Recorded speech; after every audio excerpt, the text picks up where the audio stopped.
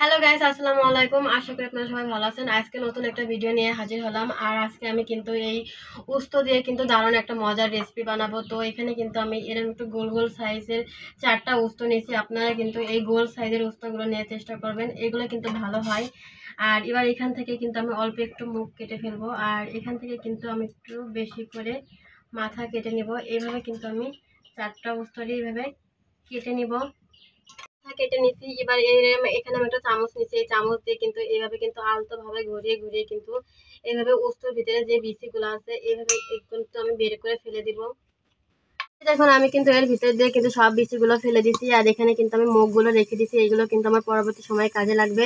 এবার এগুলো আমি ভালো করে ধুয়ে নিব। কিছু মরিচ কুচি করে নিছি, আর কিছু পেঁয়াজ নিছি, আর এখানে আমি একটা ডিম নিছি। এবার এই ডিমটা ভেঙে দিয়ে দিব। আপনারা চাইলে কিন্তু এখানে বেশি ডিমও দিতে পারেন। এখানে আমি ডিম দিয়ে দিলাম, আর অল্প একটু পরিমাণে হলুদের গুঁড়া দিয়ে দিব, আর দিয়ে দিব স্বাদ মতো লবণ। এবার এইগুলো আমি ভালো করে একটু ফেটিয়ে নিব। ভালো করে ফেটিয়ে নিছি। এবার আমি ধুয়ে রাখা এই উস্তর ভিতরে কিন্তু অল্প অল্প করে এই ব্যাটারটা একটু এইভাবে করে আস্তে আস্তে করে ঢুকিয়ে দিব। এইভাবে কিন্তু আমি সবগুলো উস্তর ভিতরে কিন্তু একদম সম্পূর্ণভাবে ঢুকিয়ে নিব ব্যাটার। উস্তর ভিতরে কিন্তু সম্পূর্ণ ডিমের পুরটা দিয়ে দিচ্ছি, আর এইভাবে কিন্তু সেই মুখ লাগিয়ে দিলাম। আর এখানে কিন্তু আমি একটা শলা ছোট ছোট করে কেটে নিচ্ছি। আপনারা কিন্তু চাইলে এখানে টুথপিকও ব্যবহার করতে পারেন। এইভাবে কিন্তু আমি আটকে দিব যাতে বের না হয়ে যায়। এভাবে কিন্তু আমি দুই সাইডে দুটো শলা দিয়ে মুখ ভালো করে আটকে নিব। এইভাবে কিন্তু আমি সবগুলো পুর ভরে মুখ আটকে নিব।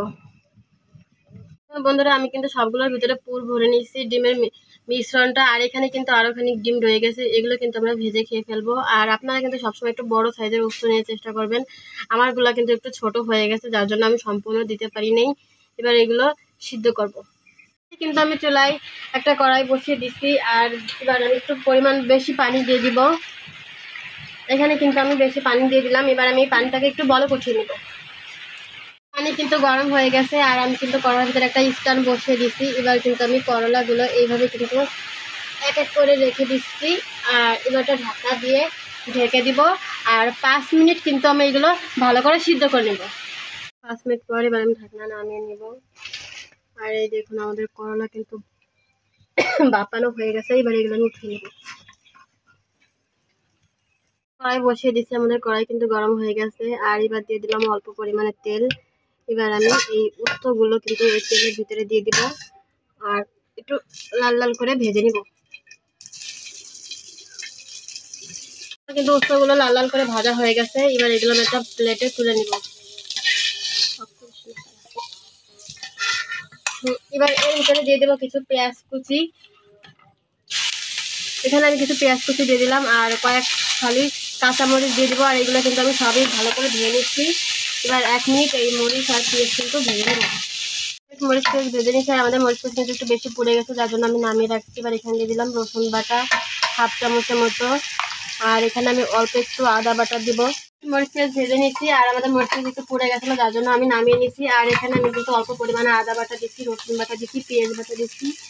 আর এখানে আমি অল্প পরিমাণে জিরে বাটা দিব, আর দিব 1/2 চামচের মতো হলুদের গুঁড়া, স্বাদ মতো লবণ। আর এখানে আমি অল্প পরিমাণে কিন্তু মরিচের গুঁড়া দিব। এখানে আমি 1/2 চামচের মতো মরিচের গুঁড়া দিলাম। এবার এইগুলো আমি ভালো করে ভেজে নিব। তো আমি কিছুক্ষণ মশলা ভেজে নিচ্ছি। এবার আমি একটু অল্প পরিমাণে পানি দিয়ে দিলাম। মশলাটাকে 1 মিনিটের মতো কষিয়ে নেব। 1 মিনিট পর আর আমাদের মশলা কিন্তু কষানো হয়ে গেছে। এবার আমি পরিমাণ মতো পানি দিয়ে দিব, আর আমি এই ভেজে রাখা পোস্তগুলো দিয়ে দিব। আর এইগুলো দিয়ে কিন্তু আমি আরও 5 মিনিটের মতো রান্না করে নেব। ঢাকনা দিয়ে দিয়ে ঢেকে দেবো, আর 5 মিনিট রান্না করে নেব। 5 মিনিট পর এবার আমি ঢাকনা নামিয়ে নেব। আর এই দেখুন পানি কিন্তু অনেকটাই শুকিয়ে গেছে, আর আমাদের পোস্ত কিন্তু সিদ্ধ হয়ে গেছে। এখানে যে পানি আছে এটাও কিন্তু আমি একদম শুকিয়ে নেব। পানি কিন্তু শুকানো হয়ে গেছে। এবার এগুলো আমি একটা বাটিতে উঠিয়ে নেব।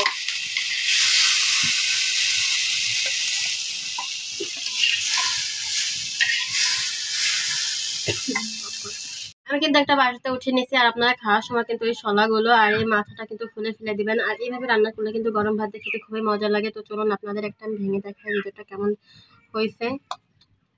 এই দেখুন, এই দেখুন ভেতরটা কিন্তু অনেক সুন্দর দেখা যাচ্ছে। এই দেখুন কতটা সুন্দর দেখা যাচ্ছে, অনেকটাই কিন্তু সুন্দর হয়েছে। আর এইভাবে কিন্তু আপনারা চাইলে বাড়িতে একবার বানিয়ে খেয়ে দেখবেন। আর খেতে কিন্তু খুব দুর্দান্ত লাগে বন্ধুরা। আর ভিডিওটা ভালো লাগলে like, comment, share and subscribe করবেন। ভালো থাকবেন, আল্লাহ হাফেজ।